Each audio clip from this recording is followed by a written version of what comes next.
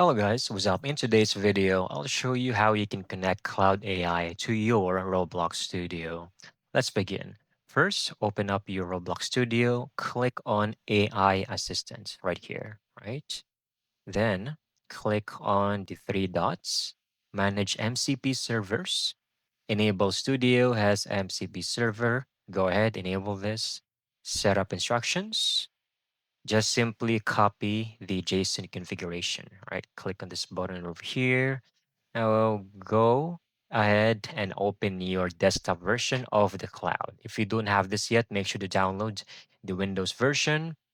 Over here, click on your profile icon, go to settings, developer, edit, configuration, and then right click. You can open this with a notepad to make it simple, and then just simply replace everything.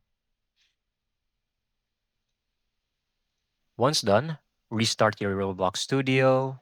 Once you have Roblox Studio loaded, click on the three dots again, manage MCP, and there you go. You will notice and see that Cloud Desktop has been added over here. And make sure to enable this. That's it. That's how you can easily get this done.